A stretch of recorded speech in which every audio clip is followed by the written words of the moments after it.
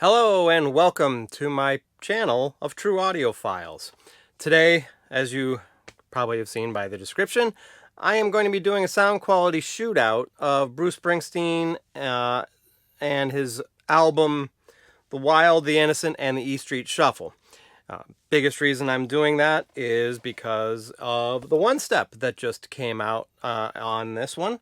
And I know it doesn't mean much, but it means something to me. I think it's very cool. I got number 103, which is kind of fun. And basically, so we're going to do a sound quality shootout with that today and see how it fares against one other option. And that other option is from the box set that came out a few years back. And to give a little actual background on this version, which I don't think it comes to any surprise to anybody who knows anything about MoFi, that basically it is the one step was cut from a digital transfer that they did of the master tape, and it is pressed on super vinyl. I believe, I'm not 100% certain, and if I'm wrong, please correct me, but I believe that this was also pressed at their new facility, their own Mobile Fidelity pressing facility. And it was also cut at 33 RPM, which is not your traditional one steps. Most of them are done at 45 RPM, but this one and Greetings from Asbury Park, for some reason, were done at 33 RPM. So we have that one right there, and then the only other one that I have on vinyl, I have it on CD and in high-res digital, but this is the only version I have on vinyl, this is the one from the box set that came out a few years back that is cut from a digital transfer as well, but was done, they actually did the plangent process on it to help with the distortions that happen with aging on the reel-to-reel master tapes. Part of that is, any kind of drag that happens or any off-speed issues or any of that kind of stuff gets corrected with the plangent process. So it was gone through the plangent process, then Bob Ludwig mastered them digitally, and then Chris Bellman cut all of these. And when I say all of these, this came from, mine came from the box set, which is basically the album collection volume 1, all of which went through the same process of going through the plangent process and being cut by Chris Bellman. And I know the box is still available. I did a quick research to try to see if this album itself was still available, but at least on Amazon I didn't see it as being available. Most of the other ones from that set were, but my guess is maybe it's still out in the wild as a new sealed copies. But you can still get the box set, which at Amazon, as of the time of filming this, it was about $183. So basically less than the cost of the two one steps, the Asbury Park and the Wild, the Innocent, and the E Street Shuffle. You could get, I think there's like four or five albums on this at least. So pretty good value considering.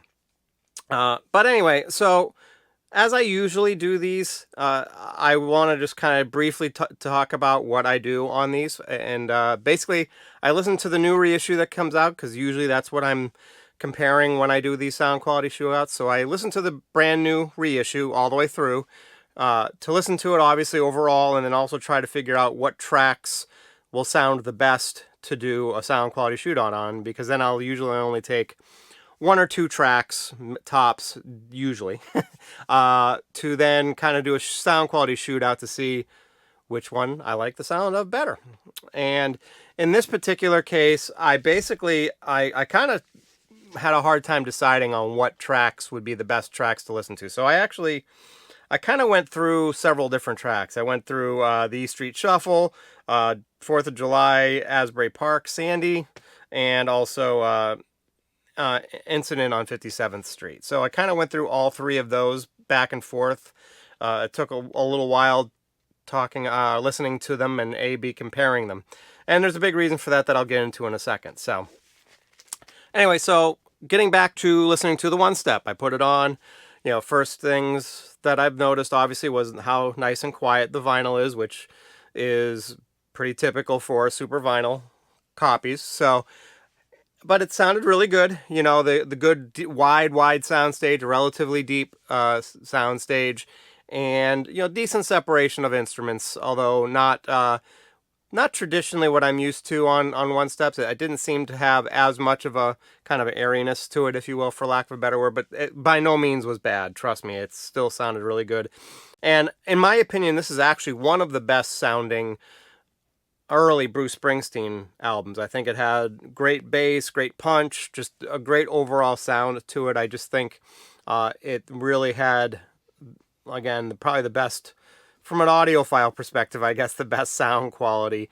It sounded, I guess, less raw, if that's maybe the best way to describe it. I'm not sure. It just definitely had that punch and excitement to it that to a certain extent the actual recording aspect of a lot of the old Bruce Springsteen's kind of sound, in my opinion, a little drab.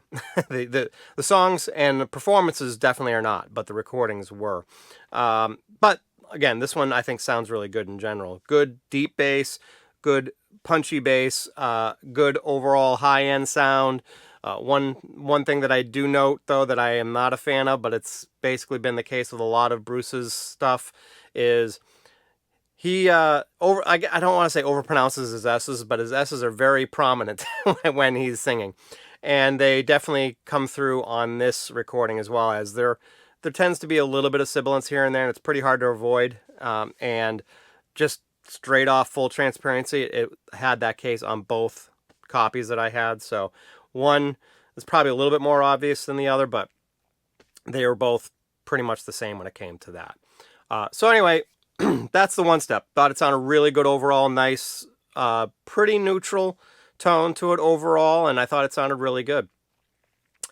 Then I went to the Chris Bellman cut, the one that came from the box set. And the one thing I noticed right away on that one, which I had remembered when I listened to it initially, was it definitely had really good bass. In my opinion, probably more bass. Probably not an opinion. If I did a measurement, I'd probably find it to be true. But found it had more bass than the MoFi. I think the MoFi at least appeared to possibly have deeper bass, but the Chris Bellman cut definitely had more bass, the more on the punchy side too, so kind of more of a kick you in the chest type sound to it, which the MoFi sort of kind of lacked a little bit, or wasn't as prominent, maybe I should say.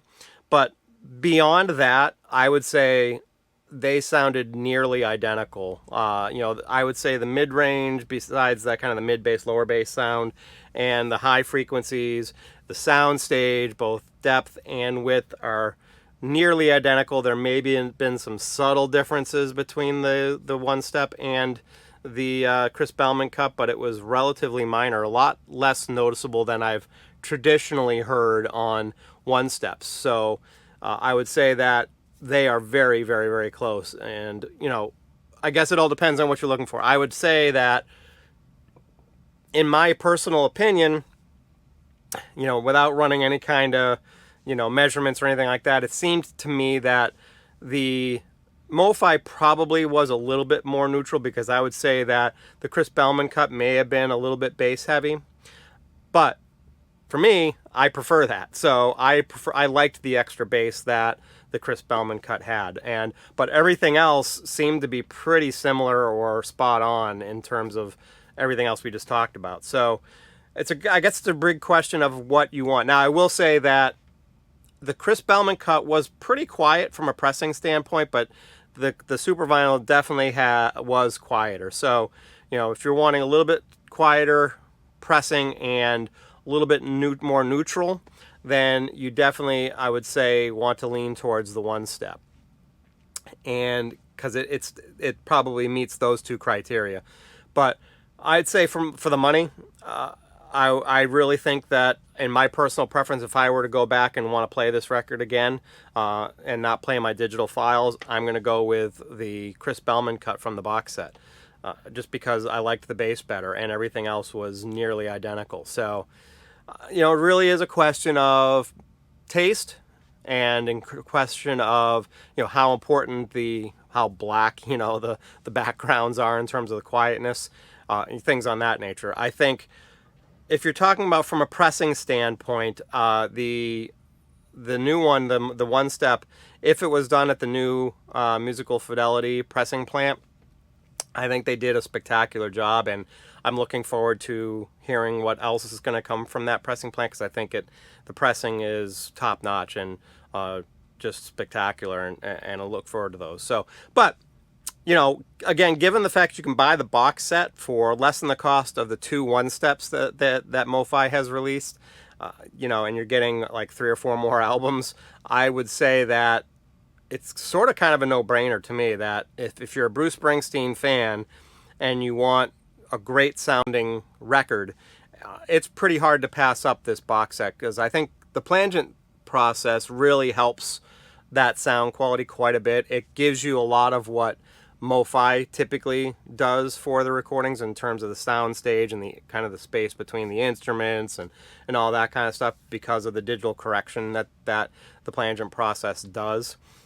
That's the one thing that I've noticed when I've listened to the plangent version and a non-plangent version of essentially the same mastering.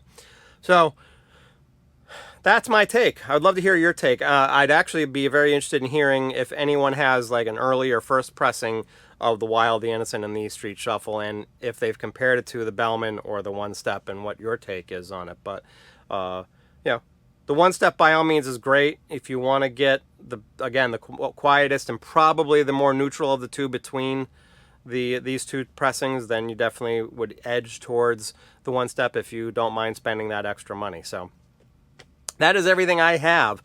I hope you have enjoyed this episode. I want to thank you for subscribing if you do subscribe.